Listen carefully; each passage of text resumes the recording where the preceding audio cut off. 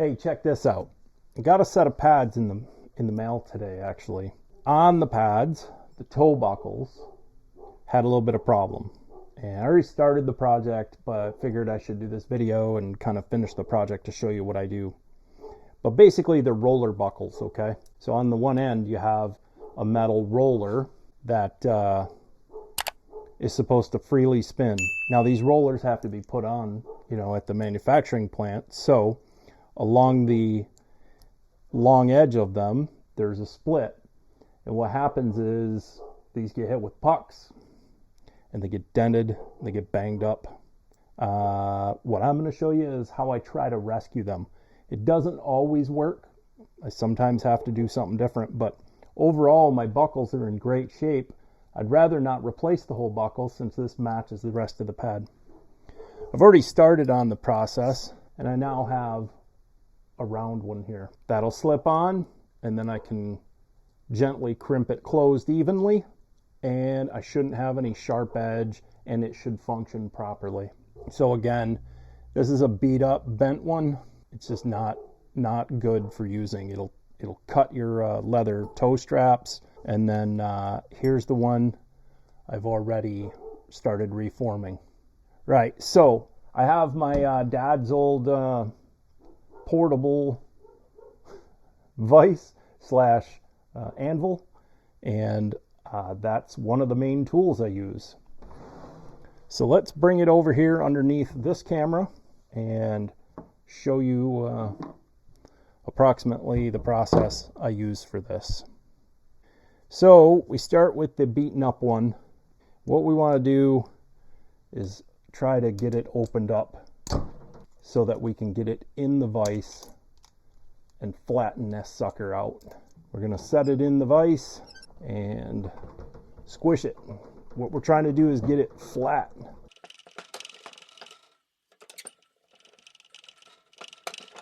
Now we put it on here. We use a hammer. You probably could use the proper hammer for this project, for this type of work. Everything's rattling on the workbench.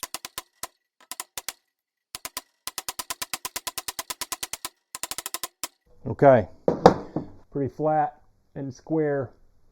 I want a screwdriver that's smaller diameter than I want it to be, but has a flat edge here so that I can keep this square as I start the bend.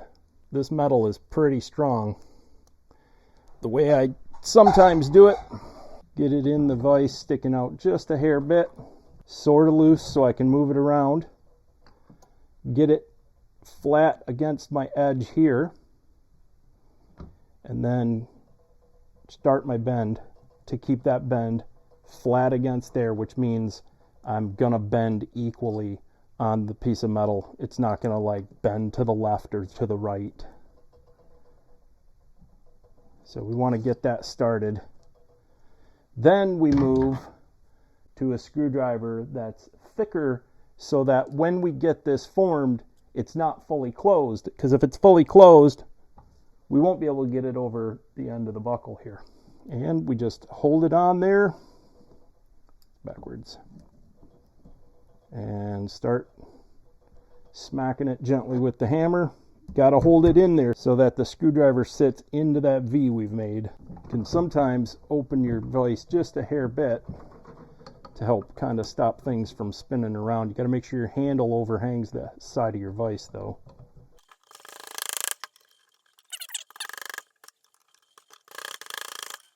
Another trick you can do, and I've done this before, sometimes it's a little hard to do around the larger one.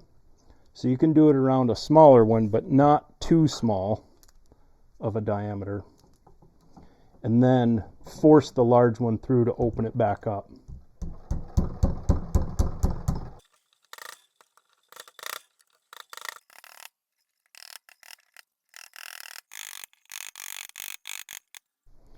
Okay, I've got it pretty well rounded.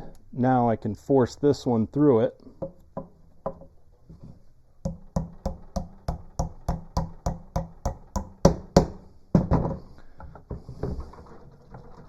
Make sure it's nice and round. no flat spot and no corner sticking up.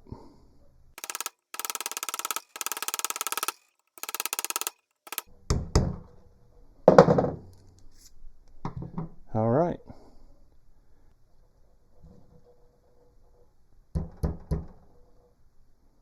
I'm just trying to curl this edge a hair bit more in.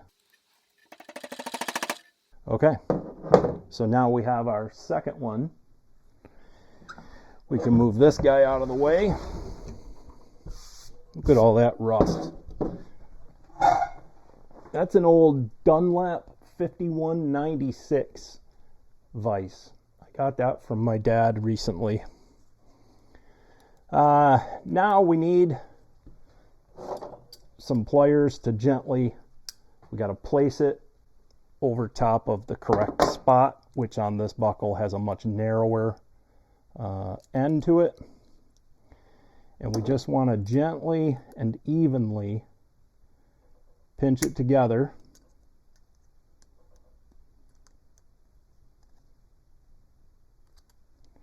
A little bit on each side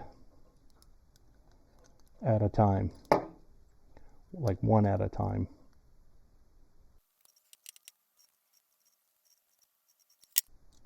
There we go. Much better than flat. I can tweak it a little bit if I need to, just gently with the pliers, and only, you may switch to needle nose pliers, but only at your flat spots.